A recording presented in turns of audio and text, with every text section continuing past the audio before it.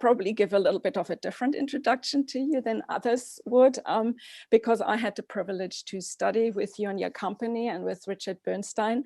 So you are a world leader in helping us understanding relationships, men, women, how we are different and how to master them. And I'm really passionate about this theme. So I became a love coach in 2010, and really having studied with you over the last year and spending a lot of time listening to you, being, you know, this creator of these amazing books, which carry so much wisdom for all of us to understand and to bring into the world. And now being a coach under your brand and representing Mars Venus globally, I feel some sort of urge and almost passion to know more about the background of certain things so that I can share it with the world better. I know that a few coaches are on the call, also clients of mine who work in the field of coaching and helping people.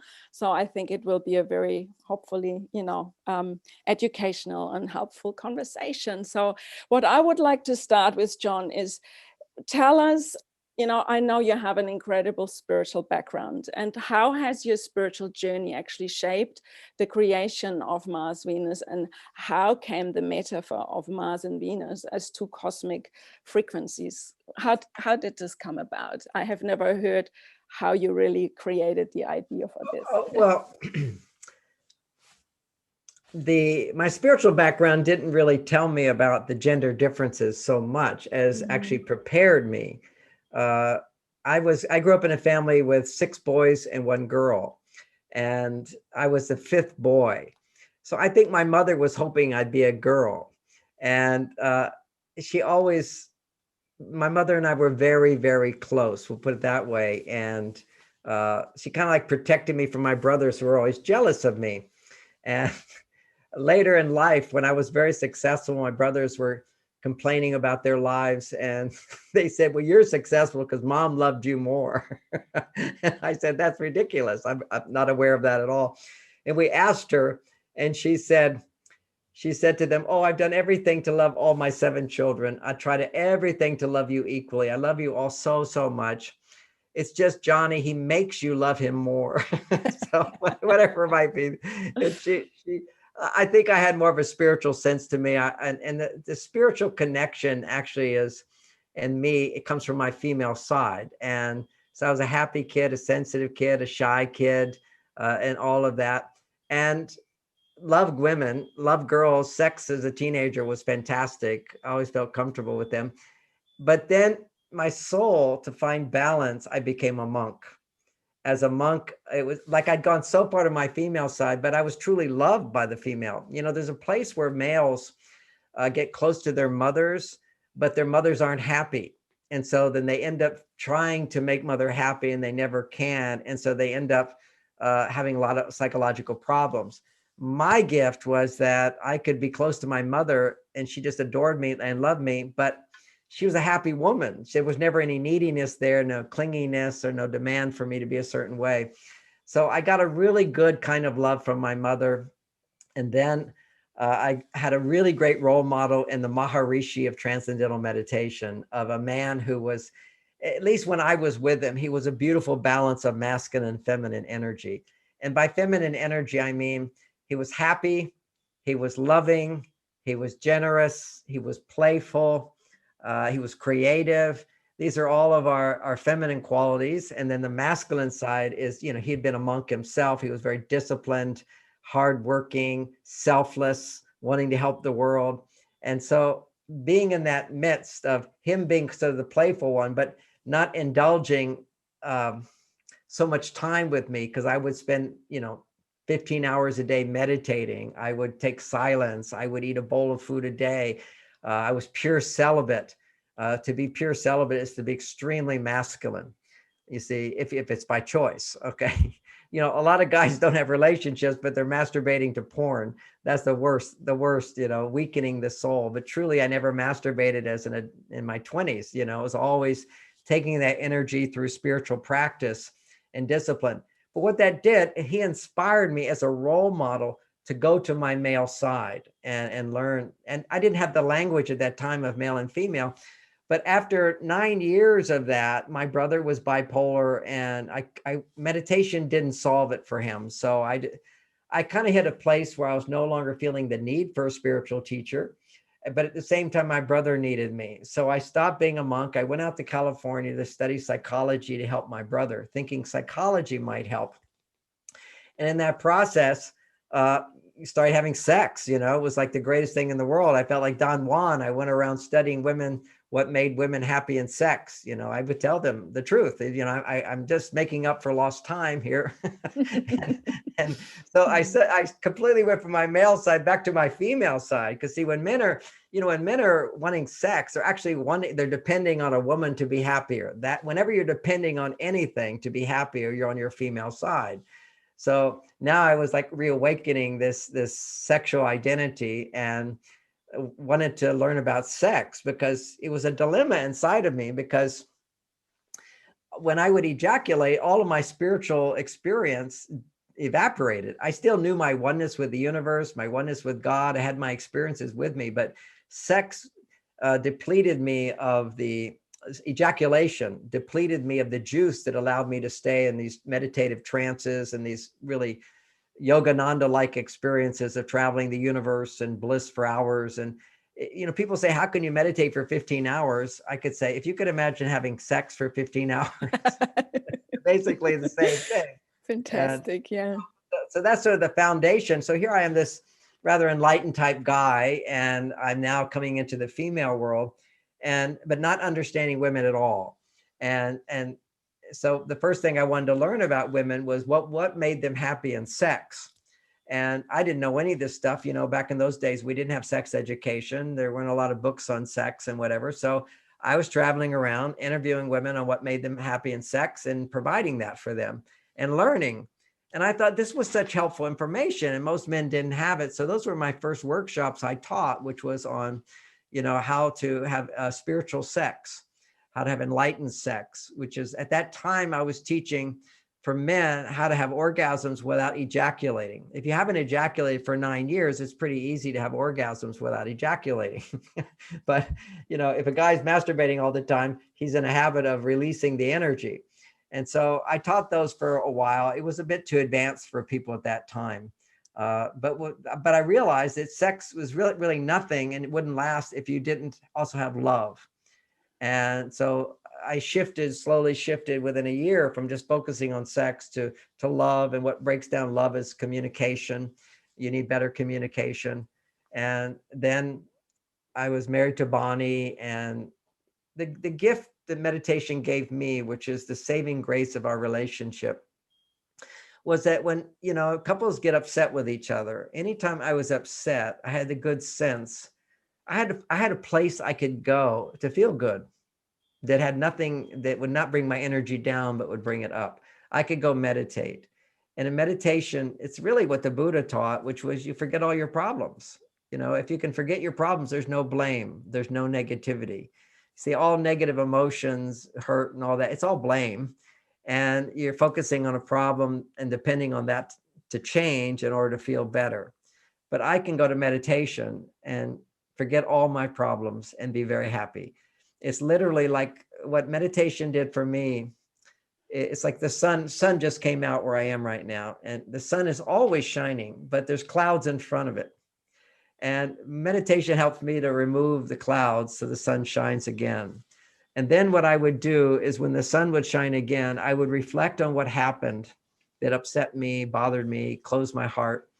And I would focus on how did I contribute to that. I'd also look at what was her mistakes, how she could have done it better, and how I could do it better, so it doesn't happen again, more understanding of the situation. But I committed myself to never telling her what she did that was wrong, because that would come across as criticism and hard for her to hear. I just focused on how I could change myself. And if everybody could do that, they would have a much better life. If we just primarily focus, mind your own business. Is look at, and it's not that you can't make your relationship better, but your first step is to make yourself better. And then from a better place, an open-hearted place, in a non-demanding way, ask for what you want.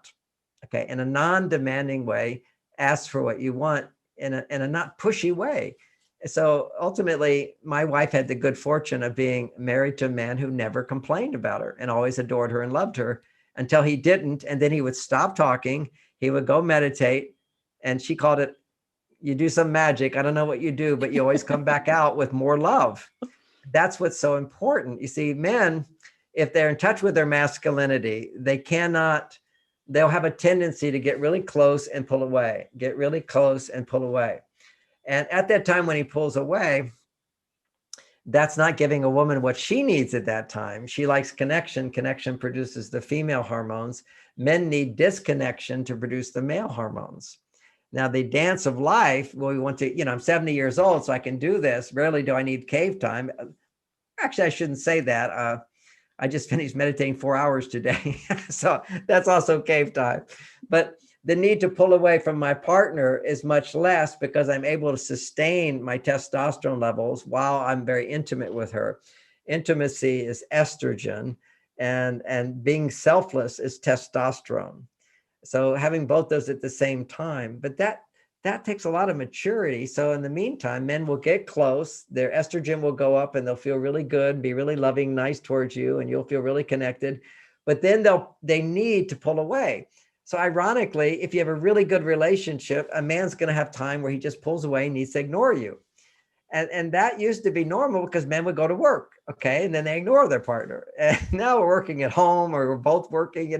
It's women need to experience that connection. And what men have to learn are, well, first of all, she needs to understand that men pull away, but they come back. Each time they come back, if you don't go after them, they come back.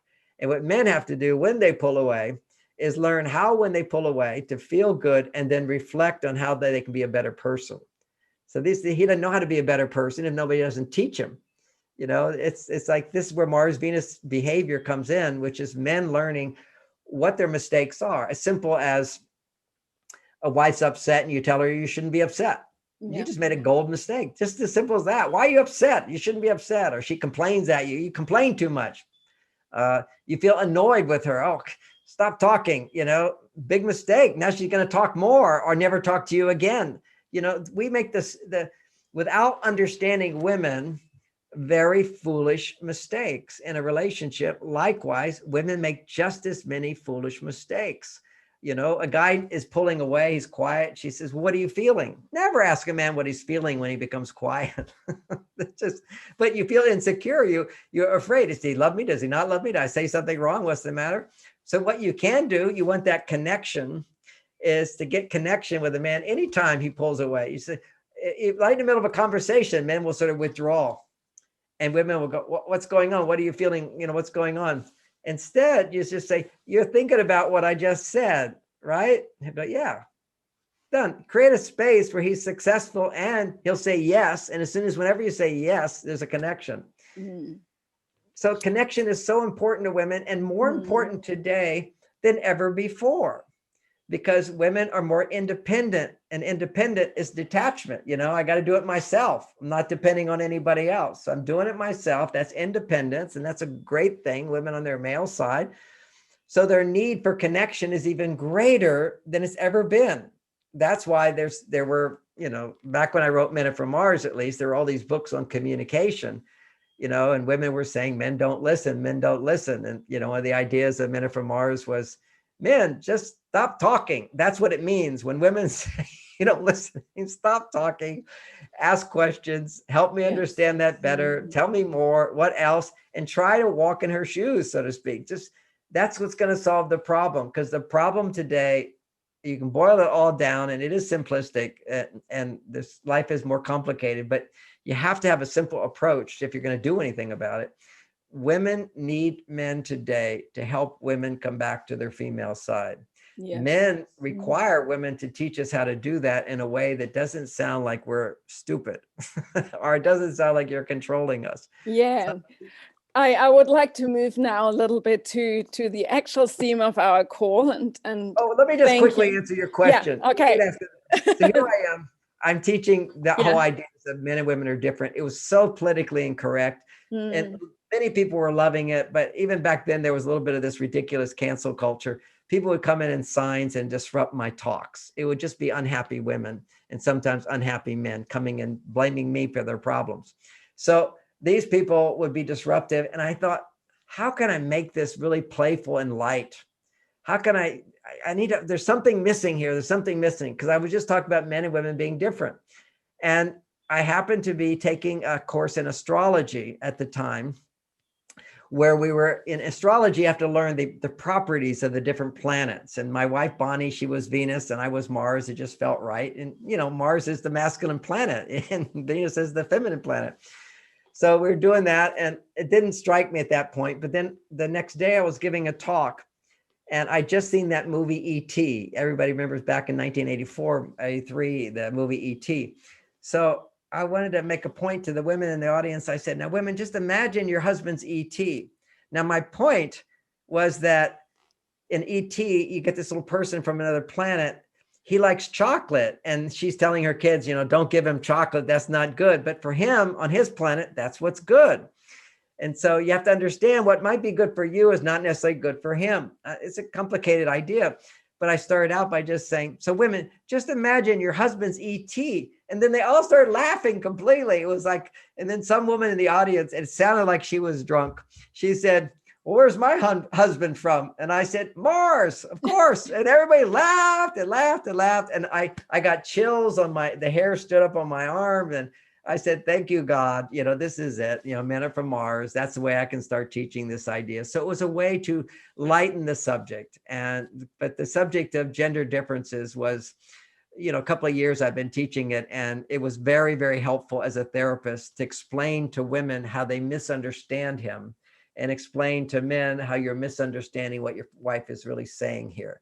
And as a translator from two different planets, I could help couples so quickly and so helpful. And it was so helpful to them. It doesn't solve all problems, but it does improve the communication so that you can together solve your own unique problems. Oh, thank you, John. And sorry I interrupted you. I just felt No. you know, I give everybody a you're background. such an amazing storyteller. This is actually why I called this this meeting, you know, success stories, because you tell so beautiful stories all the time we're meeting you. And thank you for that very personal story, because I hadn't heard it from that angle. And that's really beautiful about the astrology and about, you know, how it energetically came about. You know, as there's a lot of coaches listening and so forth, and people do not remember ideas. They remember stories, and the story lets them come to the idea on their own, so to speak. So I just see the power of stories, and people acknowledge me. It was so helpful, because I think back to how many seminars have I taken, and it's kind of like even hard to remember, what did they say? What did they say?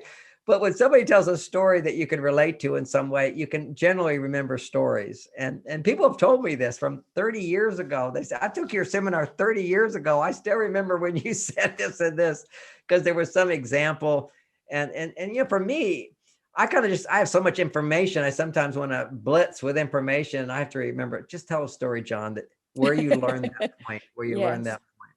And that helps so much to really understand, and also to accept our own stories. I remember a previous conversation with you, you know, when we were together, you and me, in a call, and you said, you know, there's the time to tell stories and at a time not to tell stories, because sometimes it really hurts, you know, and we're probably wanting to come to this arena of hurt and heartbreak, and when things don't really work out the way we anticipated them. And this little book with a lot of, you know, wisdom in it, and particular emotional wisdom you have, or emotional intelligence you have channeled into it. How came this book about? And I think it's highly, you know, not seen in the mix of your other books. I think it's one that could be, you know, used much more by people who go through changes. So you want to talk a little bit about Mars and then starting over? Yeah. This is, well, you know, what people don't know is I was married to Bonnie for 34 years. Bonnie passed on 3 years ago. But I wrote Starting Over before that happened, because prior to being married to Bonnie, I was married to Barbara. And prior to being married to Barbara, I wanted to marry Bonnie. So Bonnie said I wasn't ready, and she was right. I had to have my practice marriage to make all these mistakes.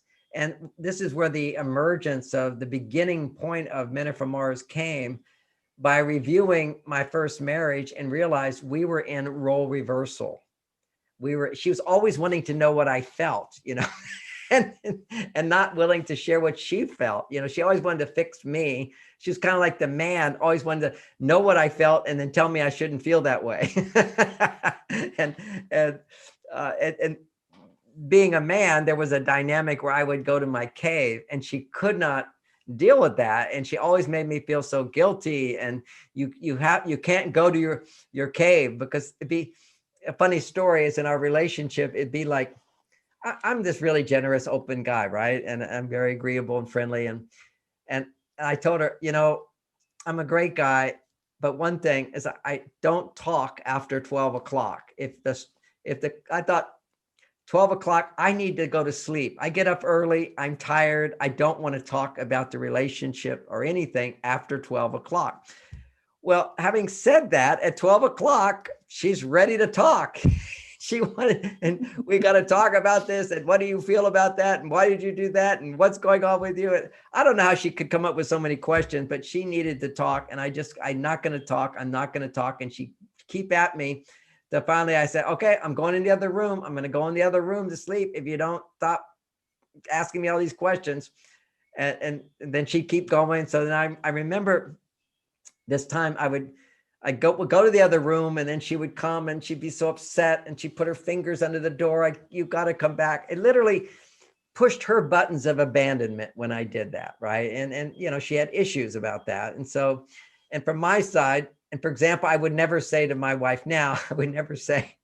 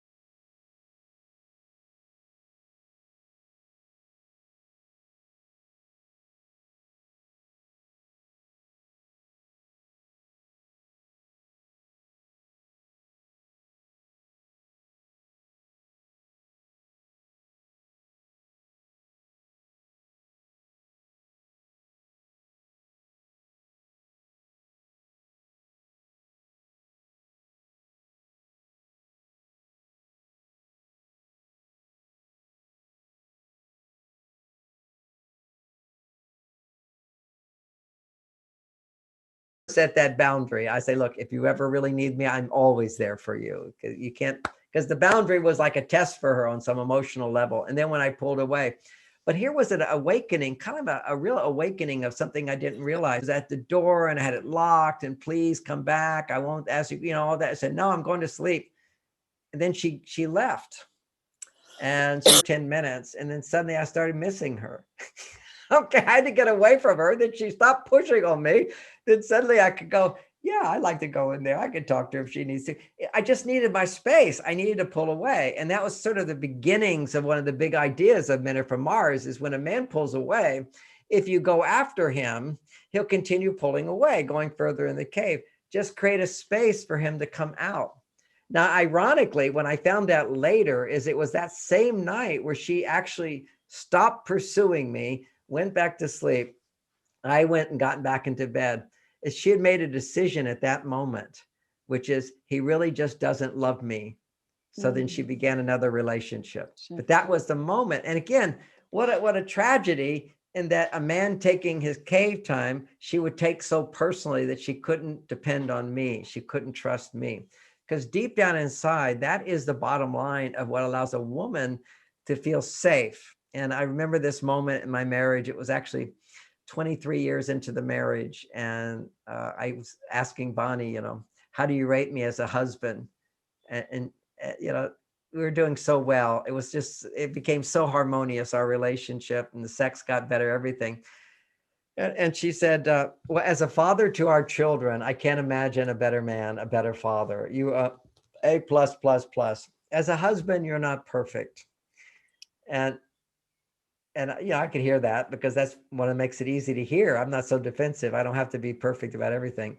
And so she says, a husband, you're not perfect, but you've given me one of the greatest gifts any woman could want. And I said, well, what's that? She says, John Gray, I know you. 23 years. I can say things and do things that really push your buttons and upset you. And whenever you get upset, you stop talking, you go to your cave, you do some magic, and you come back out with more love. And so I know there's nothing I could say or do to push you out of my life. And that's the greatest gift anybody could ever want. Very beautiful. Thank you. So beautiful. And her support of that was so touching for me, because I have to say, probably 85% of guys out there, I don't know if it's all of them, they feel guilty pulling away. And so they never get that time to come back to themselves, almost like pulling back a bow and then shooting it forward.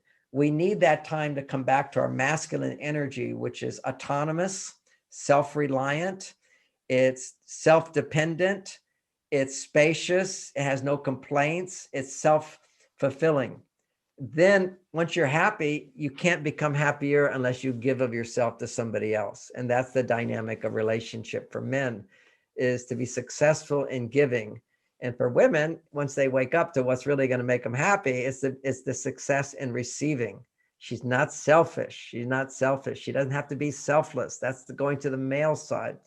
It's learning to be selfish in a loving way, which is to appreciate what you get, to ask for more in small increments, to create a space for someone to not always be perfect, to not be dependent on a man for your happiness, but dependent on him to become happier. What a beautiful concept. And that's when you have a life where you can, when you're with him and he's present, you can cling to that and go, this is like delicious ice cream or the best soup in the world, whatever it is that you enjoy, you cling to it, you're attached to it. And then when he needs to pull away, you've learned to let go and attach to something else. So attachment is all estrogen, and women need 10 times, 20 times more estrogen than men.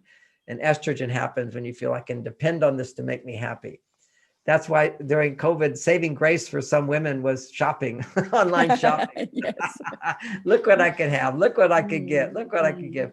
If women could just, one of the things, a little self-analysis here of looking at how you look at the world.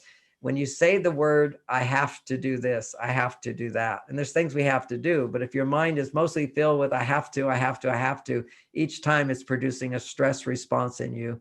It's increasing testosterone levels and lowering estrogen. For a man, I have to is what gets me up every day. Okay, I have to make a difference in the world. I have all the money I could ever use and need in my life. So I don't have to work. I don't have to do anything to earn money, which is the biggest have to for men. You have to work in order to make money, have a family, whatever. But when you get beyond that, you'll see what happens to so many successful men. They get fat, they lose their libido, they become addicted, they get divorced, they all these things because they don't have to do anything. I have to do something as a testosterone producer. Do women need testosterone? Not so much. What they need is more estrogen. And too much testosterone pushes down their estrogen.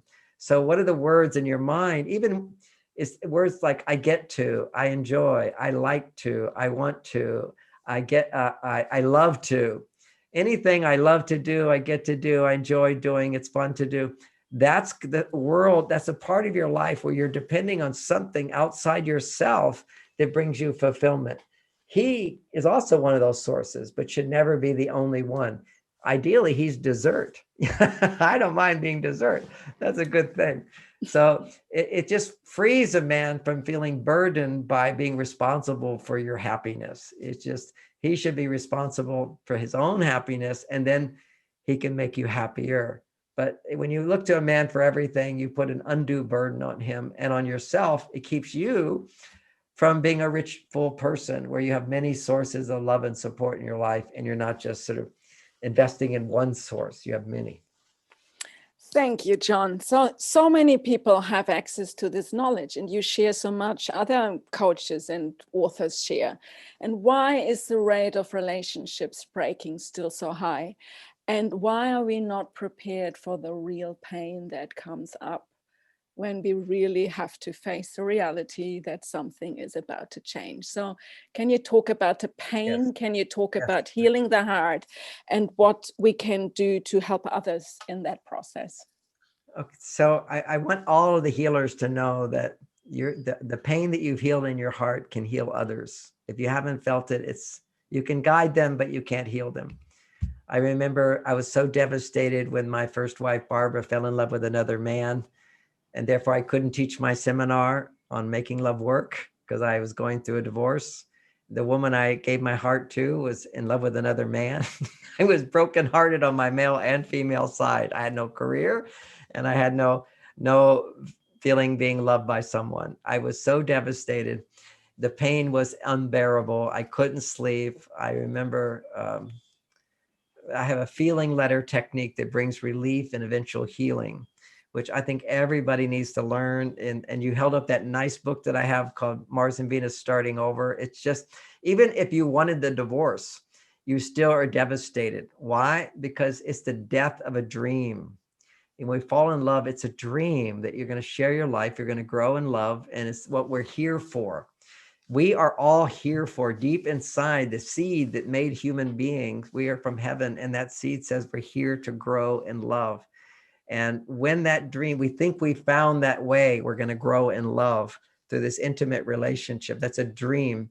And when that dream breaks up, even if you're the one who says, I'm leaving this, it's over, whatever, you're heartbroken because your dream is not fulfilled. Now, understanding the mechanism, and I'll talk about some of those practical techniques. The best book I've written on the actual structured practical techniques is what you held up, Mars and Venus Starting Over. It should be called Emotional Intelligence, 1.5 or something, or 2.0, 3.0. It's such an advanced system, but because it's not just sharing your feelings, okay, but it's a whole bunch of techniques I'll get to today. We can talk a bit about that. But this breaking your heart, understand what's going on. Okay, hurt. Okay, you said the word pain and you said the word hurt. Well, let me make a distinction there. Hurt is suffering. Pain is part of life, and you release it as soon as you actually feel the pain. And feeling hurt leads you to that pain. And people who don't feel the hurt will suffer. Okay, so that the Buddha talked about suffering, but when you get to your emotional pain, you're now able to let it go. You can't let go of suffering. You can just find the pain which is causing the suffering, and then feeling the emotion, you're able to let it go by bringing your light to that. We'll get to how that happens. But the concept I'm moving towards here is something Freud explained, which is the phrase need integrate. There's a need integrate. Are you familiar with that term? Have we talked about Yes, that yes. before? You Okay. in the training we talked about Training. that. Yes. But for others, let me share that.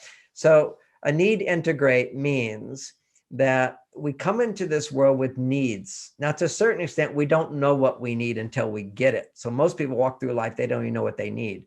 But if you did get what you need, then you go, oh, I got this. I really like this. You know, this is good. I need this. If you never got it, you don't even know what your needs are. So, but once you're aware of your need, I need love. And we all, to some extent, I want to be appreciated. I want to be cared for. I want to hug. We know some of our needs. Okay. So once you have this need for companionship and love and acceptance, appreciation, all that, even if you haven't articulated it, you're with somebody and it feels really good. Okay. What's happening there is you have this need. Let's just say I need to feel appreciated, and you appreciate me. Now, what my brain does, if you do that over and over and over, my brain gets to a point where it says, I don't need to be appreciated. I need you to appreciate me. So my brain no longer goes, I just need love. I need to feel trusted. I need to feel accepted. I need to feel belonging. I need to feel safe. These are our primary emotional needs, which weigh much heavier on us today than ever before. Because once you get out of a survival mode, then your emotional needs rise forth. Just like you need food, you need air to breathe, you need your emotional needs fulfilled. And somebody comes along and fulfills that. Suddenly, instead of going, I need to feel appreciated, I need to make a difference, I need to feel I'm not alone, I need you. And the brain literally thinks, in order to be loved, I need you. And you could intellectually tell that person that, well, you're not, you can get that love somewhere else. No, I can't. The part of us which literally becomes wired up to that person, I need you to give me that. It's like when the mother goes away from a child, there'll be all this screaming and distress because the child I don't need milk, I need mother to give me milk. That's the source. So your partner, whether you know it or not, a need integrate occurs. And when that person is no longer present, your brain goes, if I can't have them, I can't have love. If I can't have you, I can't have love. And I need love. And I'll be in pain if I can't have love. And I'll feel hurt. Now, there's 12 primary kinds of pain that I talk about in that book. Actually, that's in the book, How to Get What You Want, which is also really good. But it's also in Mars and Venus Starting Over. So as soon as you have an ending of a relationship, I need that person and they're not there, you will be in just raw pain. Because your brain is really experiencing, I can't get what I need. I can't get what I need. I can't get what I need. So what you have to do is recognize the pain that you feel as an adult will equal to the pain that you never looked at as a child at times when you didn't get what you needed. Okay, that's where it comes from. Because see, the logical mind, the mind in present time basically says, well, if I can't get it from you, I can find somebody else and I'll get it. That's a logical thing to do. But the need integrate happens in the part of our brain, attachment, which is like a child, like an animal, okay, attached. You get those little ducklings that never knew their mothers, and that you feed them food and they think you're their mother and they follow you around. So which part of the brain is that exactly, John? Can you tell us? That's the limbic system of the brain. The limbic system of the brain attaches itself. And I'm reminded of something in Bali. I remember when we were in Bali, we saw that they just carry a flag, and the man carries a flag, and I think it's ducks follow them. And then another person's flag, and there'll be like thousands of ducks, and you come in with your flag and they all follow that flag because they associate the flag with you're their mother, you feed them or something, and they make that bond. So much happens in childhood. We can't even imagine it or can conceive of it. A giant elephant, for example, when they're little, you put a chain around their neck and you put it on a log, and the log is just a little log, but they're little elephants, so they can't move. Then later on in life, you still give them a little log and they can't move. They've attached that. They have a meaning associated with that. So we associate attachment as soon as particularly when you have sex with somebody. When you have sex with someone, need integrate occurs. and you're back to your same part of your brain when you were a child, and you have these non-logical, non-rational feelings. I mean, isn't it kind of irrational from one point of view to think, I miss this person who I don't like anymore, or the same thing is to pine away as I can't get love because my spouse has died. That's happening. It has to happen until you're able to go into that pain and feel it. And at the same time, learn to process it. I'll explain what processing is in a moment. But you have to process it, and then you have to begin giving your brain the experience of getting love outside yourself with somebody else. So this is an old-fashioned saying: when a child falls off the horse, you put them back on right away. It's very, very important that people start to date again after a painful breakup. Now, it doesn't have to be right away. They need to process their feelings, but you want to keep that part of you alive that says, I want to depend on someone to be happy. I don't want to all do it myself. This is what relationship is, particularly for women. I'm depending on someone to make me happier. Mm-hmm. So you have to give yourself experiences, but not serious relationships. I'm not ready for a serious relationship, not ready for sex, but I'm ready to go out with people and experience some kind of interaction. And there's a process through that. I will be writing a book more focused on death, because when Bonnie died, I basically taking notes on how I completely transformed myself. So I'm happier than I've ever been in my life. I'm in a relationship where I have more love than I've ever had in my life. And it's because I learned so much from the grieving process. Every time you feel pain, there's a lesson to be learned and a commitment to be made. And then following through on that commitment brings your life greater light and joy and happiness. But every pain has got a place inside of you where you have limited thinking. And part of it is this childlike thinking. So the big first thing I had to process, which I refer to quite a bit in my book, Mars, Venus, Starting Over, and of course, helping clients go through this as well, was the devastation I felt when I found out that my wife, Barbara, first wife for 2 years, was already in love with some other guy and wanted to leave me for him. This is like, and I'm teaching a seminar with her called Making Love Work. So it was like, I can't teach that seminar, but what I could begin doing was I created a new seminar. She continued teaching that seminar. That was our divorce agreement, everything I gave to her. Because I have this, my masculine side says, I have the source within me. So I'm not dependent on anybody. That's part of me. And then another part of me is I depend on my partner at the time to bring love into my life, joy into my life, bring color into my life. But happiness I can find inside, but happier I find through relationship. So anyway, so I was devastated by that time I developed this technique, not just going and meditating, but I would go and meditate on my emotions, because now I'm having sex with somebody, Barbara would upset me and she'd be upset. And words at a certain point, escalation only makes things worse. First thing we have to teach our clients is escalation never works. And there's never just one person escalating. There's always two people. We have to see how what we do to escalate, take a time out. And a timeout should be a man turns within himself to cool down, to open his heart again. And a woman turns to others, her coach, her friends, God, nature, or her journal. That's turning to yourself in an emotional way and processing what's inside of you and not looking to anything to your partner until you come back to a place of, I am happy and fulfilled within myself, and I can come to you to be happier. So that's there's a free class for everybody at marsvenus.com. It's called absolutely. Gilan, if you put in the chat the link, please, to the gift that John is offering all the listeners today, that would be awesome. Yes, please, John. They'll be there. And in there, we give the basic foundation ideas of men are from Mars, women are from Venus. But there's an overlying theme, which is how to get everything you want is 4 steps. One is recognize what you're doing to make it worse. Okay, you can look at your partner fine, but then the only change happens is you realize how you contribute to the problem. So we explain all that, how we so many people unknowingly make it worse. Men try to fix women, women pursue men.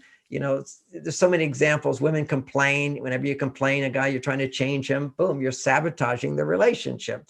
You're looking to them to change. You're postponing your ability to feel love and happiness until your partner changes. That's the mistake all humans make. We postpone our happiness. Both men and women postpone their confidence until you have great success in the world, rather than feeling confident with what you've done so far. How to feel loving without having to change your partner. So that's the first step, is recognize, what are you doing to try to change your partner, and stop. But you can't stop unless you have somewhere to go. Somewhere to go is step 2. You go to a place where you give to yourself what you need to achieve hormonal balance. Because see, when you're in hormonal balance, you don't need to change your partner to feel good. You can ask for support to feel better, but you are responsible for your well-being and your love. So you're out of balance, you're looking to them, you're postponing your happiness. You have to go find a place through certain behaviors, and they're different for everybody, but this is why we have this whole massive personal growth industry, which is what you can do at that time to find harmony. And what I've done is dissected down to the biological difference between men and women, because for women, it's a different process than for men. So what do you do to come back to balance? And then once you're in balance, your heart's open again without changing your partner. Then step 3 is now go and give to your partner without expectation of return. You give freely because you're full. When you give, you have to understand what's most important to your partner is not what's most important to you. And what you give is usually the wrong thing. Okay. This is the whole story of Men Are From Mars, Women Are From Venus, is that, chocolates may be not good for girls, but they're good for boys. You see, you've got to, on this planet, you need this, on this planet, you need this. And there's this whole knowledge that you teach as a Mars Venus coach on how women unknowingly sabotage relationships by giving men what women want, training men to be lazy, and how men give women what men want, making women feel not good enough. So there's a dynamic of what we have to give freely, but we have to have knowledge, gender intelligence, in order to give the right stuff. We need emotional intelligence, so that along with gender intelligence, to know as a woman, what direction do I need to find my happiness, which would balance my hormones, estrogen stimulating activities. Men need to know what to do to produce testosterone, and then come back to feeling connected through estrogen. So with the breakup, so here I am, and I'm processing my feelings. The foundation of emotional intelligence in my work that I teach is understanding that whenever someone is upset about something else is bothering them. Okay. Mm-hmm. Now, or the emotion you're feeling is a defense reaction to the emotion you're really feeling. So for example, any person who's angry, any person when they're angry, they're always afraid. But if you were to go to that person and say, I think you're afraid. I'm not afraid at all. I'm just mad. What was done to me is injustice. It's a betrayal. And I'm mad because they did what's wrong. No, you're mad and you are angry, but also behind that anger is you're afraid. Or you had an expectation and you're disappointed and you're sad. See? So, but see, these emotional tones are like the opposite of each other. And if you're feeling afraid, often there's a part of you that feels, fear of something bad's going to happen to me. Well, why would something bad happen to me? Is because part of me is inadequate or feeling unworthy. And that brings up feelings of guilt and sorrow. So there's always layers to our emotions. So, for a primer for people, and I have to say, beyond Mars and Venus starting over is rather sophisticated and in depth. I always start people with my simple little book, my first book I wrote when my heart was broken with Barbara, which is What You Feel You Can Heal. That was my main skill I had, was to recognize that to be the person we want to be, we have to recognize how we have all these masks that we wear, which I think is very metaphorical, because right now everybody's been wearing a mask. Yes. For years. And we're finally able to take off the mask. Okay. Take off the mask. Yes, what's also absolutely. coming out is we didn't need the mask anyway. Now we now have the big studies where in Florida they had very little masks, and in California all lockdowns and masks, and everybody is like jogging with masks on. I mean, just to the insane degree. So you got one extreme here, and then you can look and you can see that Florida has the same percentage of people who died from COVID as California. Yes. So in retrospect, we can see it didn't make a difference. Lockdowns don't make a difference in retrospect, comparing it where there weren't lockdowns. Yeah. And now there's another thing. I just want to do. There we are. Nice chart. No, I just, your lovely chat, and I don't want to interrupt you, but I want to really add that because it's a lovely tool to use. And I know you have it in Beyond Mars Venus. Is it, in which book is it? Oh, in this book. Okay, it's in this book. This is the very sophisticated. This is one of our themes in Mars Venus coaching, which is we help people identify what their goals are. And then when they don't follow through on their goals, then now you're aware of what's keeping you from following through. And it's one of the 12 blocks. And we talk about the different blocks. And today we're mainly talking about the block of hurt. Okay. And if you look at the emotion of hurt, a hurt is an emotion. And really what you're feeling at that time is the more mind part of it. Is if you look on the chart, you're feeling excluded. You're feeling left out. Okay. It's like, and ironically, what we want people to understand is when you feel hurt, you're basically pushing away. You're pushing someone away when really what you're wanting is to feel their love. You're pushing away the very thing. When you're hurting, you're actually doing it to yourself. It's like, I'm a loving person. Who I am is love. We all are authentically love. And so when I say I can't love you anymore, or because you don't love me, I'm not going to love you, or because you're gone and I can't love you anymore. Okay, there's a block to love. I feel excluded. I feel left out. And so it's feeling excluded is what the hurt is about. And the block is whenever we're feeling excluded, which is now what's going on in our society, is this whole thing of inclusiveness. We want to be more inclusive because people are hurting. But what is the block? The block, if you look at the chart, this is what destroys our lives, is self-pity. Poor me, poor me. The more you feel poor me, the more stuck you will be in poor me. The more you feel hurt with the intention of letting it go. Again, the intention is I'm feeling it to let it go. When you feel an emotion, if it stays stuck, it's because you're only feeling one part of what you're going on inside. If you look in the chart, you're feeling hurt. What you have to do is, okay, I feel hurt, acknowledge it, feel it, then go a little deeper into the chart and you see underneath hurt is I'm scared. Anybody who's feeling hurt, really what you're feeling inside deeper is I'm scared. I'm scared I'll never be loved. I'm scared no one will love me. I'm scared. And the fear goes, I won't be loved. Then you ask, why won't you be loved? Because then you go down to a deeper level to the feeling of I feel unworthy. See, this is what's, you go down this chart, it just sort of helps you look at other pieces within yourself that probably exist, maybe not always, but you have a place to look because whatever you're looking at, if it's painful, there's more to see. And if you just stay stuck and you don't look deeper, you'll be stuck in that for your life. And self-pity, oh my gosh, what's happening now in America with Black Lives Matter is for 1 year, they showed a white man killing a black man over and over and over and over, living in the past. And so people are so riled up. The violence has increased by 30% in America, just huge amounts of violence with Black people. Why? Because you focused on the past over and over and over. It's just reliving that wound, rather than processing it and going to a deeper level. The truth in America right now, well, it is for Black people, it's never been better. It has never been better.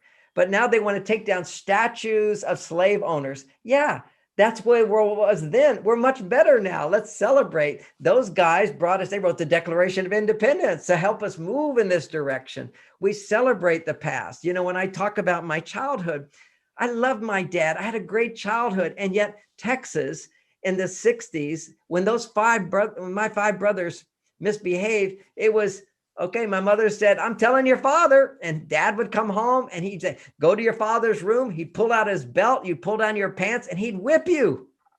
Now, I love my dad. That's just the way we did things in those days. It was a lower level of consciousness. Does that mean I'm always going to walk around, Dad, you whipped me as a child. I can't believe you did that. I'm so woke today. I'm so sensitive. I'm so wounded about that. No. He's doing the best he could do. Life was not perfect. It's better. It's not perfect now. It's better than it's ever been. And everybody's looking at the past, a big George with that center, they've got a big bust of this man who was a meth addict resisting police arrest.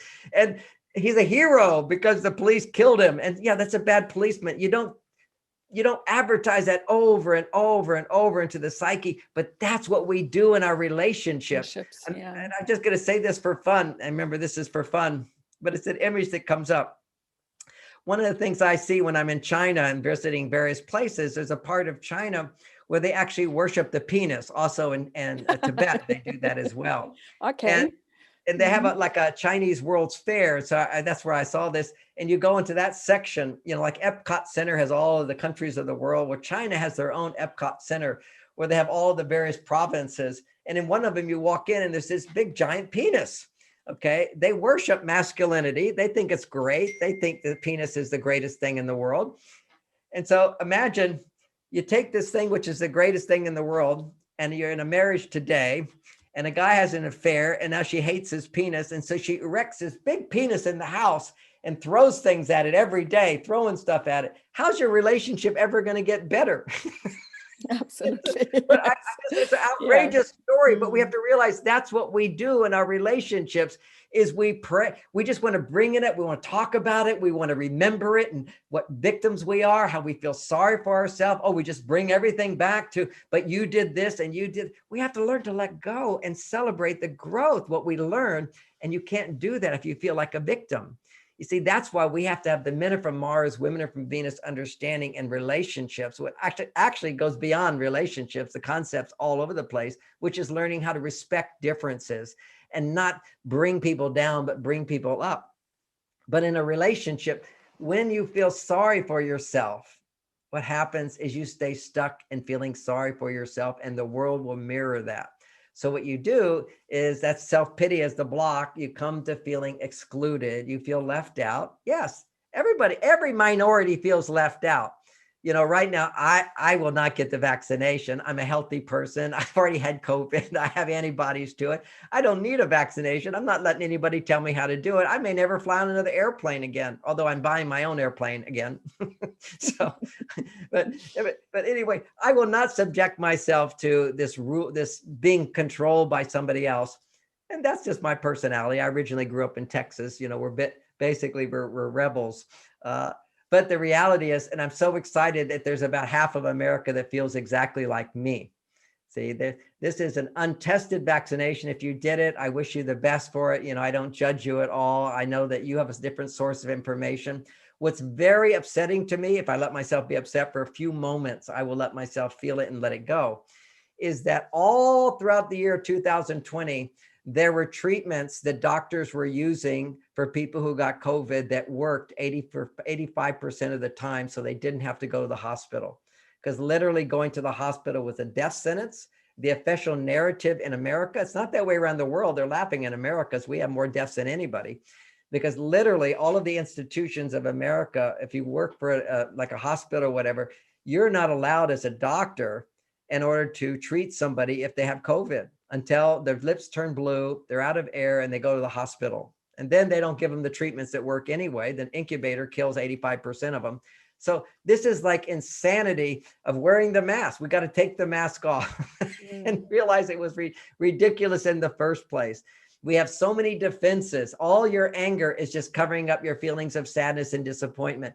All of your sadness and disappointment is covering up your fears because you're afraid. See, if you weren't afraid, disappointment would be, oh, I didn't get that. Well, I'm confident I'll get it next time. Okay. So you have no fear. Fear fuels everything. You get mad at somebody. Of course, if you felt confident you were going to get what you deserved and what you needed, and that was enough, you'd never be angry about anything.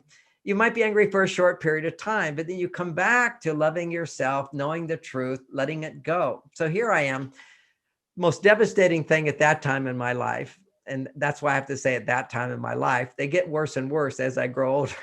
Losing my wife, Bonnie, who we have a luscious, delicious, making love, beautiful relationship, grandchildren, a life of abundance. And then suddenly the doctor says, you've got cancer. 9 months later, she was a skeleton. It was the most horrendous traumatic experience. I had, at least for 2 years, full solid PTSD, couldn't sleep at all. But earlier than that, I won't deal with that now, and get to the basics of how I first learned this stuff. I was writing the feeling letter. So the feeling letter is very simply, write what you're upset about. Imagine you're going to say to your partner, take the mask off, say whatever you're going to say, but don't tell them in person. Why not? Because whenever you throw negativity at someone, they're going to throw it back at you. They can't hear that. You can't expect somebody to hear you dumping on them. Be realistic here. You know, women used to come to me in therapy when I had 8 hours a day listening to women. And after a few sessions, they're so happy in their life, but they would come in and say, why is it that you listen so well to me and my husband doesn't? He's my husband. I said, you have to understand 3 things. One is when you talk to me, you're here once a week for 50 minutes. I don't hear it after that. 2, you're not upset with me. If you were upset with me, I'd say, find another therapist, period. I'm not going to work it out with you.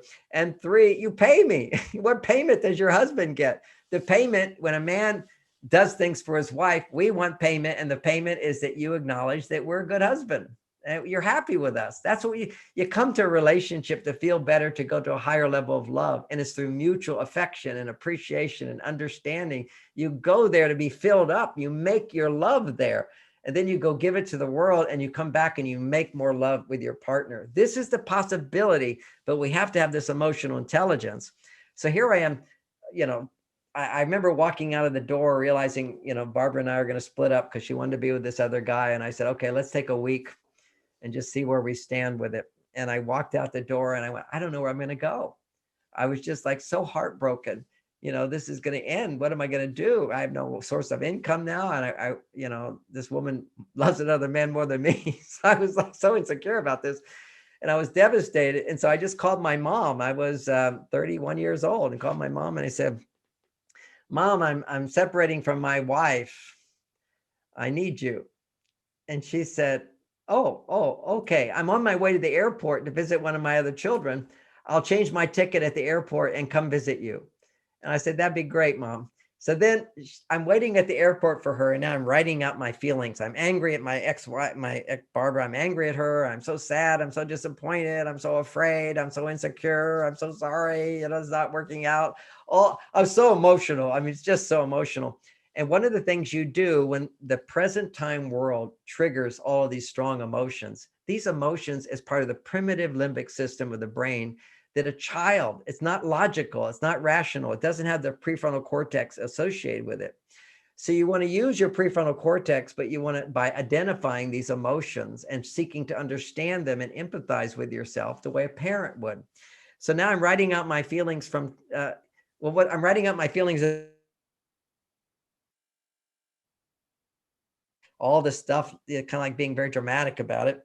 And then getting back to, you know, I want to love you. I wish you were here and all this stuff. And then what you do is you imagine that person writing a letter to you, asking for forgiveness. And then you write about how you forgive them. It's a process. It's all my books laid out. But here I am at the airport. I hadn't figured that part out yet. I was just writing the feeling letter, getting my feelings out and crying. People are seeing me just thinking, this poor man. And then finally I get to the place where I'm writing along and then I remember when I felt abandoned as a child. The memories were not in my mind at all. They were gone. They were repressed. It turns out that I was 6 years old or 7 years old around that time.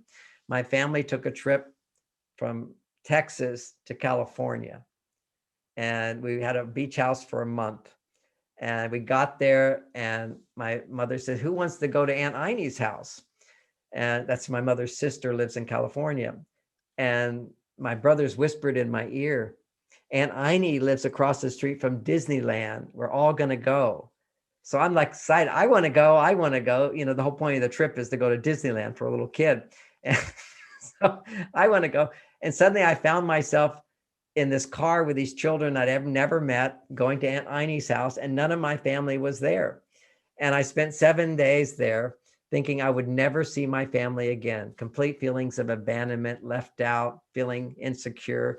And I remember on the 7th day, I just said, I'm going to go back and I'm going to leave these terrible people. And I walked down the street to return. and it is seemed like a really long street. I've been there since. It's just a normal block. But I walked down the street. I'm determined to return to my family and leave these evil people. I was not happy there at all. And I got to the end of the road, and the road went to the right and to the left and then up a hill. And I realized I can't find my way home. And that was the trauma. I can't find my way home. And I felt it. And I remember as a little boy,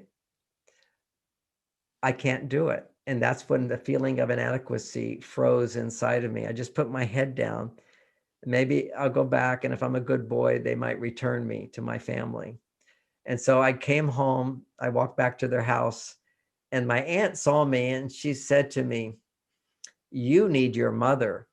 And having an adult say that to me, I then burst into hysterics. She said to this day, she's never seen a child more hysterical than what came out of me, but it was all bundled up inside. I didn't know it was there. You see, as children, we don't know what's going on inside of us until somebody says that's going on inside of you. She just said, "You need your mother." And she got in a car and brought me back to my mother. And all I remembered from that trip later in life was walking on the beach with my mother that day, because my mother spent the whole day sort of trying to give me back what I lost. And I could always remember being this little boy holding my mother's hand, and the world seemed so big. Because see, children at 6 years old, up to about 7 years old, their brain is primarily producing theta frequencies. Theta frequencies is the same as dream state. And in dream state, you have no logic. See, it's all just dreams. And it's the same state as when you're in hypnosis. So you're being reconditioned. So all those first 7 years is this very, very deep conditioning. And in that moment, the trauma for me that it created anxiety the rest of my life in certain situations was, I'm not good enough. I can't get home. I can't find my way home. And maybe if I'm a good boy, I'll get back. So that's the trauma. There I'm writing my feelings. I remember that experience. It comes up, the hysteria that I felt. So now I'm writing a feeling letter to my mother and my brothers, and I'm writing what I'm angry about, what I'm sad about, what I'm afraid of. I'll never get home. I'm scared. I feel not good enough. I'm sorry. I went in the car. All these regrets and so forth. And what I want is, I need you. I love you. This childlike person just came out of me that I didn't even know existed. It was gone. See, this is our childlike feeling part. It's got so much love and so much good stuff from heaven in there. And so I was writing that out, and I just had all this catharsis where now I was feeling great. I was just feeling wonderful. I got all that out. Actually, I brought my awareness into it and loving myself. I took a good breath. I mean, this went on for 9 months basically, but it comes in waves. And so that I did the process, and right then my mother's plane arrived. She got off the plane and I gave her a big hug. I said, "Mom, I'm so happy you're here." And she said, "Well, I'm happy to be here. And I'm glad you asked me to come." And then I said, "But I don't know where we're going to go." And she says, "Oh, well, let's go to Aunt Inie's." And then I said, "How much time do you have?" She says, "I think I could be away a week. We could do 7 days."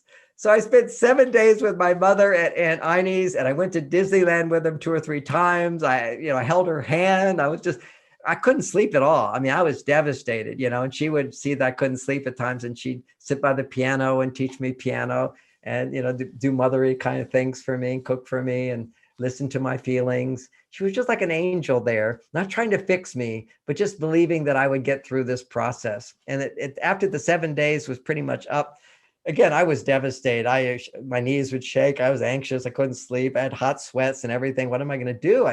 Where would I live? What would I do to make money? Was I good enough to be in a relationship? Just knocked down to insecurity. But you see, it was coming up. This is from a trauma from childhood. So from that, everything that upsets us, and particularly a loss of starting over, when you have a love relationship, it's going to trigger those deep feelings of abandonment, feelings of inadequacy, feelings of unworthiness, feelings that gave rise to all stress in our lives at a later date. And you have a chance to access it. And it doesn't always have to be 6 years old. It could just be 10 years ago. It could be 15 years ago. It could be 25 years ago. But it has to be something in your past is the way you can really heal things. Why? Because when you experience emotions about what just happened, all emotions are programmed into us. They're monkey reactions to intimidate and change others. Anger is always seeking. I mean, why did monkeys have anger? They're not getting what they want and they want to intimidate you and scare you. So that it's there to change other people. Why do they cry? They cry to elicit sympathy so people will give them more and help them more. Why do we experience fear? Is so that we get other people to do things for us and we don't have to do it ourselves.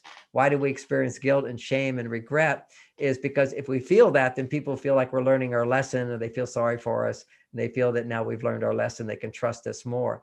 So there's always behind emotions. You don't know why you have them. They're just there, but they come up when you're not getting what you want because they're seeking to manipulate a situation to get what you want. But they're primitive. If you use negative emotions to get what you want, you will always have more negative emotions. How many times have you used complaining to get what you want? That will mean your brain is wired up to complain more to get what you want more, as opposed to using your emotions not to change others, but to heal and change yourself. And that's a lifetime journey to where then you just have mainly positive emotions to things. Because people who, my age at 70 years old, I often see they don't get erections. They don't have passion in sex. You'll see women are overwhelmed and stressed. They kind of look like men, that they don't have the juice. They don't have the radiance they had when they're younger, because that's when they had all the hormones being produced. You see, this is passion, and passion comes from emotion, but it comes from loving emotion which puts you in balance. So anyway, here I am going through this process. And at the end of the 7 days, I remember it so clearly. There were a few Hollywood celebrities that were my clients at that time. I was in Hollywood. And one had cancer. He was a Saturday Night Live comedian, and he was dying of cancer. He had a goodbye party for his friends, and they were all celebrities and famous people. And normally I would feel very little. I would feel like that little 6-year-old. I didn't realize that, but I would just feel very little.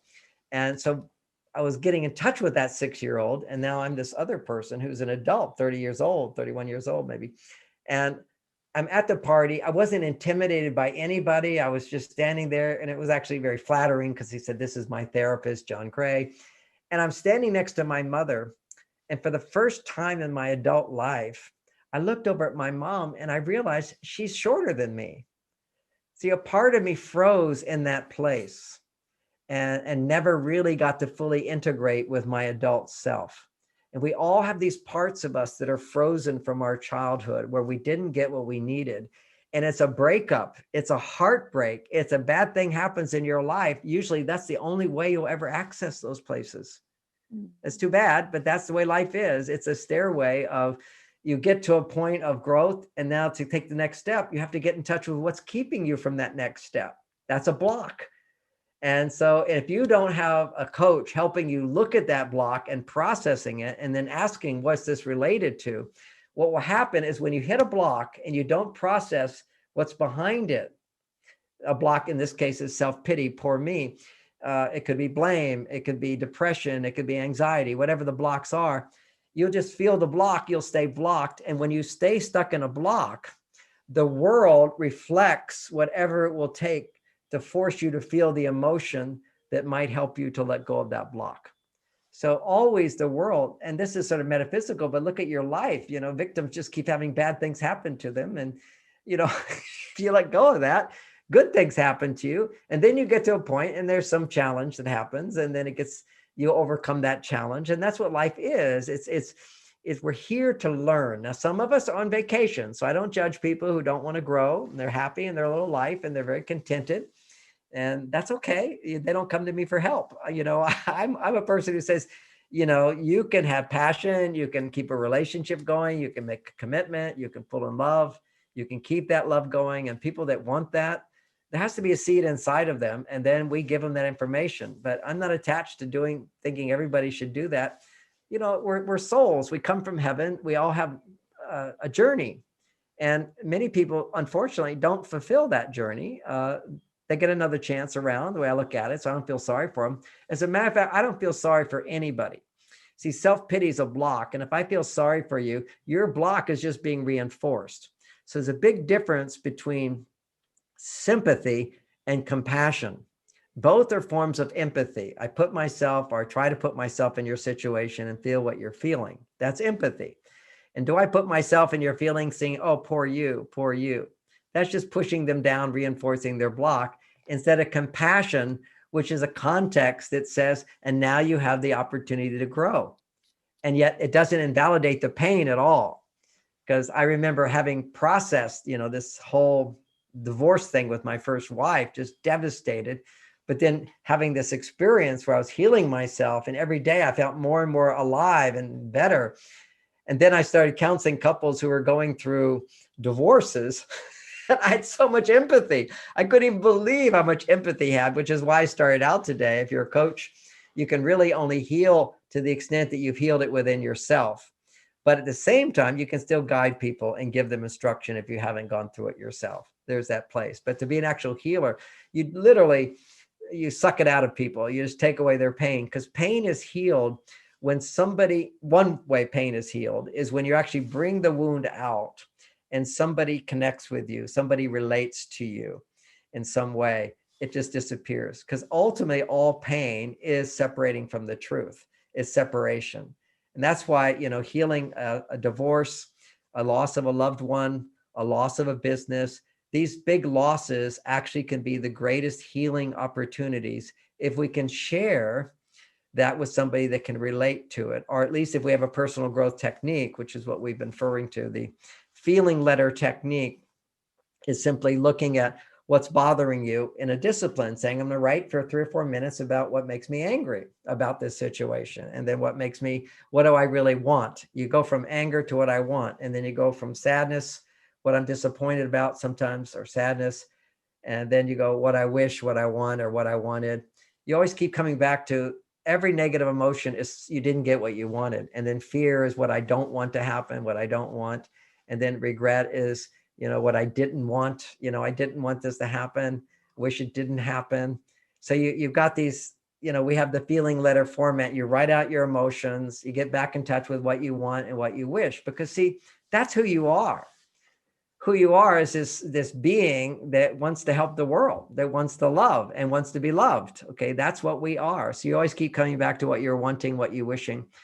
And that's why if you divorce somebody and you're mad at them, you're sort of stuck in this place of, because of you, I can't be me. It's like Oprah once said, she said, you give someone free space in your brain to torment you. This is why we need forgiveness, not for the other person, but for yourself. But there's something called the forgiveness response. And many people can't activate it. Part of what meditation, they often said there's the relaxation response. If you learn meditation, just repeat a harmonious sound over and over and over and over and over and over, and your mind wanders and you come back and repeat the sound over and over and over again. What happens, it elicits a reaction inside to relax, and your mind begins to expand and open up. Well, there's a forgiveness response. It's a button that gets pushed.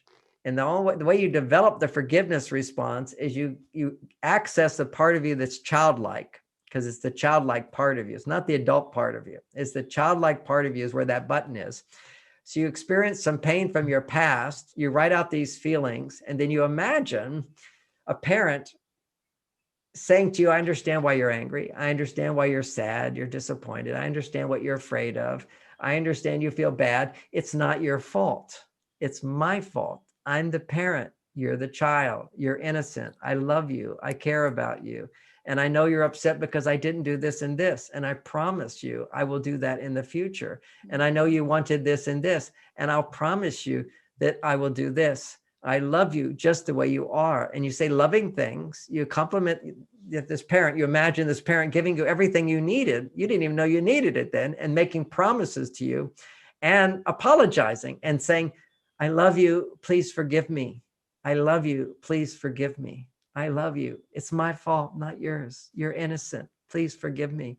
It will elicit a response. It's there. It's not there as an adult. It's there as a child. So you have to go back to the limbic system, this child programming place, listen to what that child says, then give that child what it needs. And you see, and some people say, oh, you're just imagining that. Of course we're imagining it. Do you realize that whenever you think you're not good enough, you're imagining that? When you think you're unworthy, you're imagining that. When you think that you're not lovable, you're imagining that. When you think you're in the wrong place at the wrong time, you're imagining that. This is an amazing world. And you imagine focusing on what's not working rather than what is there and what is working. So it's all imagination, and it all got programmed in as children. So you go back to where the programming, where you were like a clay that could be molded one way or the other. And then as you get older, it gets hardened. So you come out as gold, but you get thrown into some weird shape, as opposed to softening it again back to these childlike emotions. That's where you can change your programming, is when you get in touch with the emotions. And that's why loss, there's nothing more powerful than loss to get you in touch with your emotions. And beyond that emotion is appreciation. Oh my gosh. I love my wife, my dear Bonnie of 34 years, more than I did when she was alive. I mean, and I was embarrassed to say that before, but now I'm proud to say it, because that's the way the world works. Back when I was writing on those early little computers, they would crash all the time, right? And I'm a writer. So, as a writer, you have to critique your work, and you're constantly rewriting it. And occasionally you're writing something and it's not so great. And you're thinking, I don't keep trying to make it better, and it's not good enough. And then you lose it. The computer crashes. Oh no, that's the best. I can't recapture that. That's the best thing I ever wrote. It's like when you lose something, you miss it. That's also why we all get so attached and so cluttered in our lives. We don't want to let go of things, because when you let go, suddenly you think, oh, that's so valuable. I don't want to get rid of that. I might need that someday. So you have more appreciation of it as soon as you start to let it go. But in letting go, when you can't let go, when your life can't flow, things will just be taken from you. And it's not like you created it. You didn't create it. It's just that the way the world works in a harmonious way is what you're attached to disappears. And at the time for them, it's the right time for them. It's the right time for you. When you do what's called self-reflection, self-analysis, analyze your life, particularly you're in your 40s or whatever, 50s, 60s, 70s, you look back and you realize you couldn't be the person you are today had not that happened. Oh my gosh, yes. I would have never gotten Bonnie to marry me had not Barbara fallen in love with another man.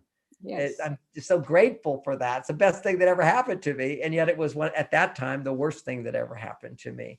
So, and life is. Thank you sharing your stories. It's so empowering. Well, almost, I allocated and requested 90 minutes with you, and we are 20 past 12 New Zealand time, so 10 more minutes. Before we open for a Q&A, I would like to ask you one more, some sort of coming from the part of, the pain and the healing the heart, to the next level where we open up again to new love and to new opportunities. And there's a whole new world of online dating and, all these ways of relating we are facing nowadays in comparison to what it was when you wrote this book initially. 3-party relationships, this and that and that. There's so many more concepts that are so different. What would you say, let's make it really short and sweet, what would you say, what is carrying us into new opportunities with more grace, with more wisdom, with more skill set?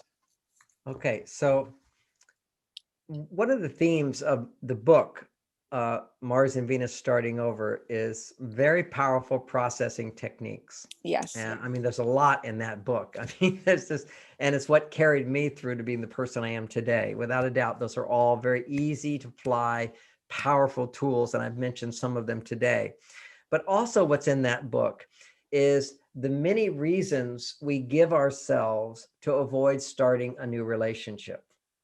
So, I think it's 23 reasons women have, 23 reasons men. It's some big number like that, where I looked at all the excuses people give, rationalizations, justifications to say, I don't need a relationship, or I need to wait to have a relationship, or I'm going to have this kind of relationship. So like an example, let's say you're a mother and you've got a child and you think, well, now there's no father around. I need to give extra attention to my child, so I'm not going to date.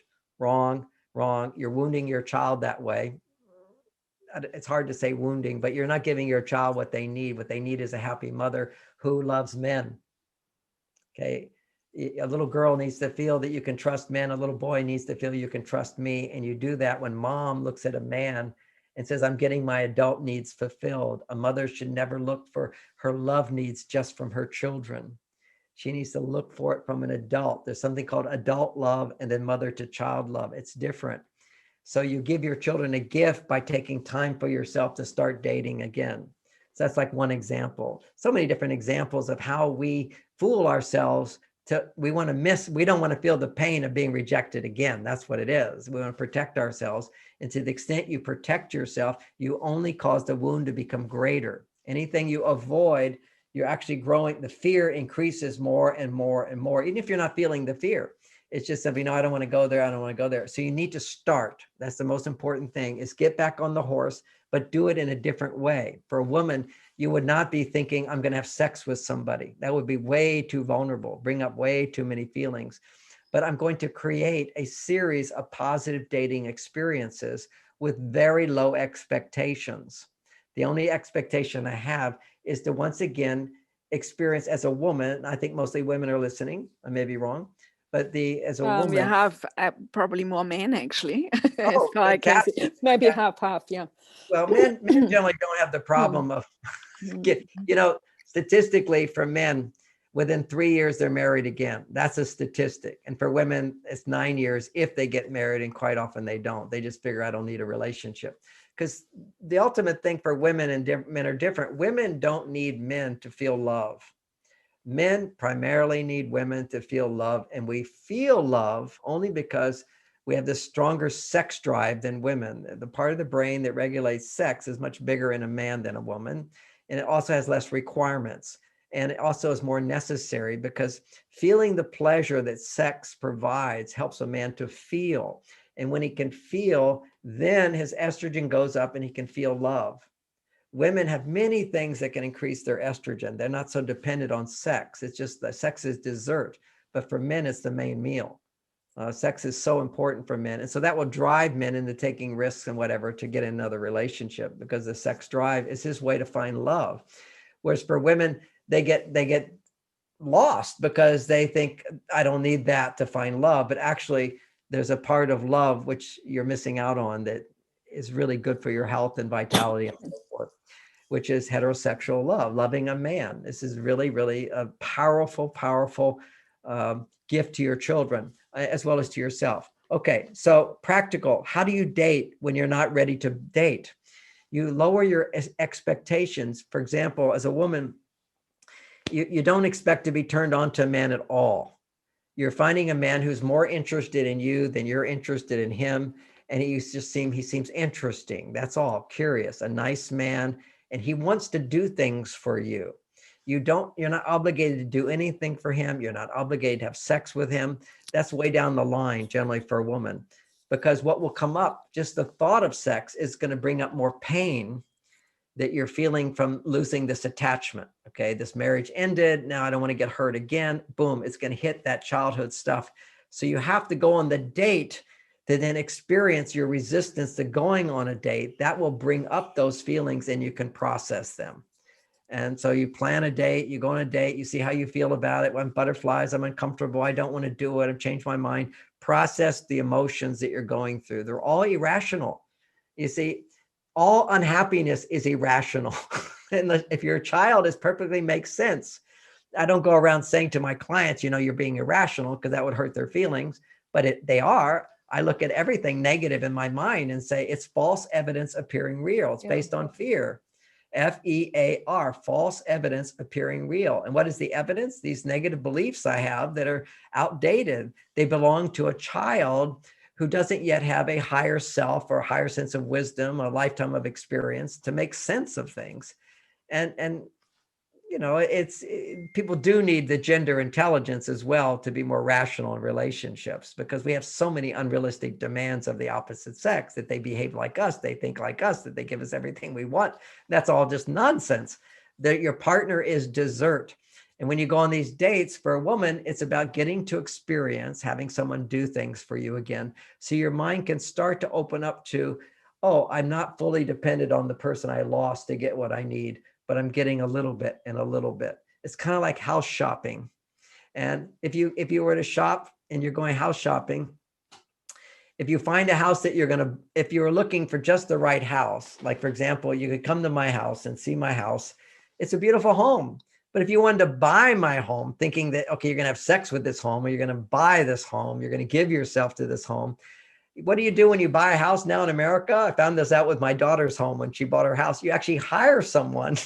You hire someone to come and find everything that's wrong with the house and negotiate. You don't want to put yourself into that situation where you're having to hire someone to look at what's wrong. That's your brain going into override, going into, oh, but look at this and look at this and look at this. It's just simply you're going to create a series of positive dating experiences to get a little bit more of what you like and to enjoy being in the presence of someone. And for a man, he needs to just enjoy doing something for a woman and getting a smile. He doesn't have to go for the whole sex thing, whatever. Some men don't feel the need for sex.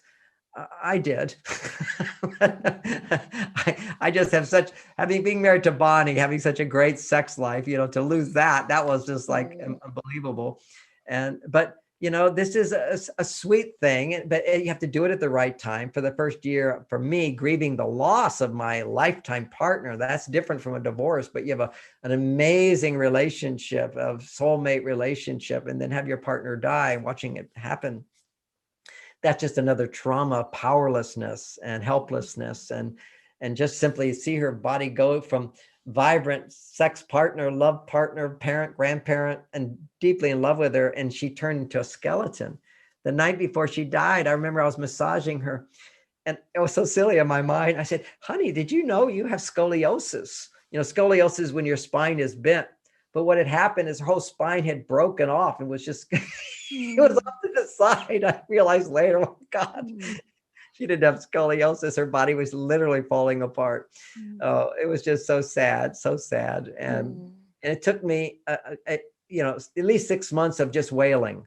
It had hit such a primitive level. It wasn't childhood stuff in here. We're talking about some kind of animal inside of me, very deep into the primitive parts of my brain, couldn't find words, could just wail and wail and wail. And I will write a book on grieving the loss of a life partner. That's a big thing, because it's different from just a relationship that wasn't working, worked and didn't work, tried to make it work, something that is you rely on totally, and then it's gone.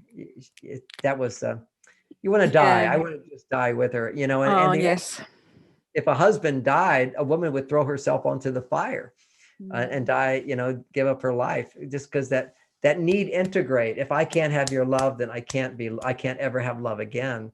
And so expressing emotion in the context, this is important, of knowing you're going to eventually feel better, knowing that you're eventually going to be even more fulfilled. And that's what my whole life warmed me up to be able to go through that very, very deep grieving process. Because my feelings were, I want to die. I don't want to see anybody. Again, it was a male process of not wanting to be with people. For women, the need to share with others is greater.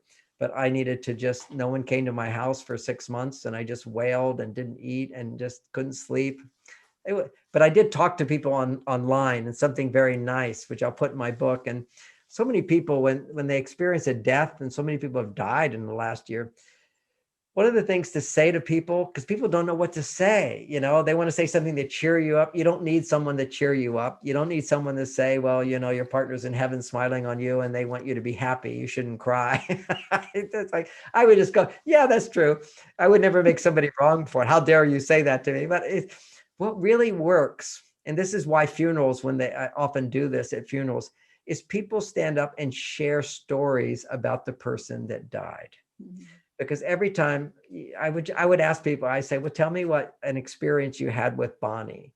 And then it was literally like for a moment, she was there again, because to that person, that she's still there with them. And so I'm getting to see Bonnie again through their eyes and through their love of her and their appreciation of her and something good about her. And so I'm able to see her again and see her again and see her again.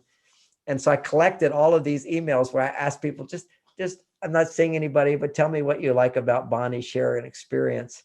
And that's what I love to hear. And it just touched my heart each time, which then brought up more feeling. And then I could eventually start seeing how this was all about my childhood, and I could process some childhood things. But mainly for me at this stage of my life, it was more about going back and remembering every time, particularly the first 15 years of our marriage. I think we had a lot of little big challenges that we went through as I was developing these ideas of how to resolve conflict, how to handle differences, and so forth. And from this place, I could look back and see how I could have done that better, how I could have done that better. If only I'd done this, if only I'd done that. Because when you're grieving, your heart is so open, and inside of an open heart is so much wisdom. And then with that wisdom, then starting a relationship and committing to be that person you wanted to be with her even better. And I'm not doing this from this point of perspective. I feel really guilty. I was a great husband. She said I was magnificent, but still can be better. And to be able to go back and feel, oh, if I've only done that, if I've only done that, I could have made her life easier in that way. Feeling the regret and then letting it go with an understanding of wisdom, how I could have done it better, and then committing to do it and then doing it. So it's the doing it. It's that really brings the fulfillment and heals everything inside. So, and still, I've got all her pictures everywhere, and I want to see her. I will tear up from time to time, feeling grateful, feeling so lucky, feeling sweetness. It's kind of a melancholy sweetness, no longer pain. And that's what people have to know. There's an end to the pain once you process it. And there's so many different ways to process it. Wonderful. Oh, I so appreciate all your wisdom. I just want to invite you talking for just a minute about your website and your insider program, because the gift link we have in here leads to a kind of little process you offer, and then people have the opportunity to learn more about your work. Just how can people work with you at this stage? Just share a little bit with us. Well, we have this free course, which is the gift, which is right on the front page. You have the link to it, and it's how to get everything you want in relationship. That's a beginning. Another is our best course that we get rave reviews on is I edited it, but my daughter, Lauren, did the whole thing, and it's for women only. It's called How to Get Your Me Time. And another way of looking at it is how to be happy without depending on your partner, so your partner can make you happier. How to get your partner, how to train your partner. She just trains women how to train men. So so that course is available. And I used to have it. You mentioned the Insider program. I discontinued the Insider program. So 1-year programmer. So those are in it, they're in it. They'll be on it for next year, and that's it. What I'm doing now is, I do 3 to 4 hours every Thursday on YouTube and Facebook. So I'm just making myself fully available to do that for anybody, so they don't have to pay anything for it. So, I don't really need the money. So I just figure I'll do that and let people get what they can from me. And I usually do a couple hours, and then I take people's question and answers on Facebook. YouTube, I can't get their questions, but I get it on the Facebook. It's simultaneous. So if people want to see more of me, you can go to YouTube, become one of my, what do they call it when you're subscriber? Subscriber. Subscribe and share, please share. You subscribe, and you can see already there's, I think maybe 100 of these long talks I've given. A lot of people just put it on when they're doing the dishes, or put it on when they're making dinner, and they put there's such, every one is a different topic. What I did in the last, I'm still in the series of going through all those 12 blocks. Next week it will be, we'll be on, we just did perfectionism, and then it'll be resentment next time. And then the week after that will be self-pity, which is a little bit what we talked about today. Awesome. It's unfortunately Australia time 3 a.m. at this point, and New Zealand time 5 a.m. But, we have someone here from Germany that would be their daytime, They can always send their questions in to that site, and they can also hear it at another time. They're all recorded. They're all there. So people can get that. There's just so much information. What I think what you said is that other people have told me, whichever one they come in, they hear something, it's just what they need to hear at that moment. Absolutely. No, totally. What I want to also enforce is, of course, as coaches, in order Yeah, to we have be Mars Mars Venus Venus coaches. coached. We coaches are here. So we coaches offer half an hour for free as a gift. So that's Yes. what John is proposing and communicating as well. So Gilan, maybe you put the link to my calendar. So if people do feel that they want to have time with me to learn about Mars Venus and share about their life situation and see whether this type of coaching is a fit and or a match, then I'm very happy to meet anybody. So And particularly if somebody's never done coaching before, I invite you to do it, because you don't know what you're missing until you get it. And it's such an amazing experience to have somebody who knows how to ask questions that you answer to somebody you don't even know. And ironically, when somebody you don't know knows you in a way that most people don't, because you don't always share the answers to the questions they ask you, you learn yourself more. You become more about, you learn about yourself more through that process, more so than if it was somebody that knew you. Because, you know, we all have a way of talking to the people that we know, but when it's somebody you don't know, it's a fresh experience of a part of you, because you're in a relationship with someone you don't know. You will always learn another part of you that you didn't know. It's an amazing experience, amazing experience. Yeah, wonderful. No, thank you for enforcing this. So we are a little bit over time, but there might be questions from anybody being live still with us. So we're 10 people here right now. If anyone wants to either unmute and ask John personally a question, that's your opportunity. Otherwise, we have the chat box. And is there anybody who would like to request to be unmuted? I just see whether I see hands up or anything. No, it seems very quiet, everybody. Yeah, thank you so much, John. Is there anything else? I had one more last thing. You know, I'm mother of 3 millennials between 20 and 25. My 25-year-old daughter had a bit of a heartbreak moment yesterday, and just really looking into the future. What do you envisage for the next generation of good, committed couples? What in all this complexity, what would be your one big message to the younger generation? Well, understanding that they all are confused about their gender, and to recognize that they have both a male female side, and that when they're stressed, if it's a woman, this is a time to find, particularly in your 20s, is to find your ability to be happy without depending on a man. It's a very, very important time. The more mature a species is, the more evolved a species is, the longer it takes them to find maturity. And we're actually seeing that in the biology. We didn't do the biology in 30 years ago, 40 years ago, but in a sense, when I was growing up, there was this sense that you're ready to go out on your own when you're 21. And now it's more like 28, 27, yes. 28. That's when they now know the prefrontal cortex of the brain develops. Even so, there's so much more knowledge shared and communicated. It is that it's almost older age now, or, you know, in kind of end.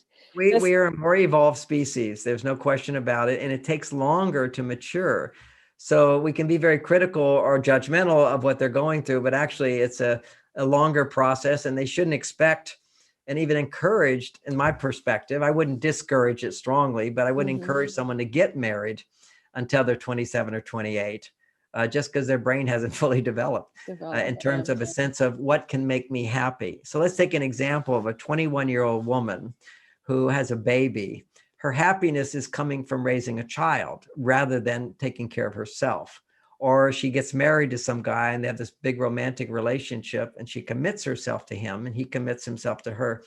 What happens before they have a sense of who they are and what makes them happy from inside, they're going to be dependent on their partner too much for their happiness.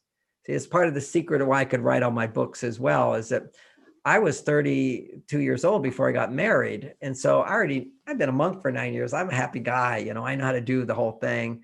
And not that I don't have challenges and problems, but I can always come back to my happiness without anybody changing. To a certain extent, that's called not taking life so personally, which is, if you're upset with me, it's not about me, it's more about you. You know, some people rip me off or whatever. Well, look, I know I'm good within myself. I don't depend on you to treat me a certain way. I'm not so offended by things. I'm not so annoyed by things. you need that space to have a relationship work. And many people never took their 20s in order to develop self-esteem. So self-esteem is not taking things so personally.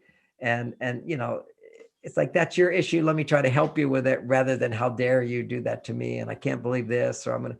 So the 20s is a time for self-development, not that the rest of our life isn't, but intimacy really can grow in a healthy way, I think, after 28. 27 is a good time to be getting married if you've somewhat grown. Some people are still too immature to get married. And so they'll have a few divorces before they wake up and realize they're the problem in their life. Yeah. Oh, thank you so much. Very, very last question. You have this beautiful statue behind you. Every time I see you online, I wonder, what is this amazing being? Is it an angel? Is it a Magdalena? That comes from the Vatican. Oh my God. That's an actual beautiful story there. I believe my whole office is filled with power objects. Beautiful. Behind that is a big, gigantic crystal ball. Yeah, I see that now. I got statues all around. I got football helmets of famous football players, and I got Egyptian statues, all authentic stuff. You see, when people, that statue, I'll just tell the story of that statue. Back in the day when people had little cameras, you know, you'd have to go to the camera store in order to get your film. So the Vatican, across the street from the Vatican, was the camera store. And literally there were thousands of people in line to get their cameras going through this little Vatican store. And they also would go by Mother Mary and offer things to her. So basically it was a holy relic, people praying to her through her. So a lot of energy came through to that. And so I said, I'd like to buy that. And they said, oh, that's priceless. You can't buy that. Till I offered them a price they couldn't resist. Thank you. That's a very, very cool story. Thank you so much. Thank you, John, for your generosity, your honesty, your transparency, your humor, your heart-centeredness. I don't know. Yeah, it's beautiful. Thank you. And I feel I so much appreciate your commitment to bringing the Mars Venus idea. Thank you. Emotional intelligence. We really need it in this gender world. Intelligence. I just recorded a little piece about gender intelligence actually 2 weeks ago. So I will speak more about that. And, you know, I have done a couple of webinars about starting over. And I think taking from this conversation new material into new webinars will be very, very valuable and helpful for many, many people around the globe as we share. Thank you for your time and a wonderful afternoon and evening in the US. And I hope we see you again, very soon. Okay, thank you. Bye-bye, everyone. Thank you. Yes, thank you, John. And goodbye to everybody. Thank you so much for coming online. And for those who see on replay, we have in the subscription box below all the links we have mentioned during the conversations. All right, thank you so much. Good night, good morning. Bye-bye. Bye-bye.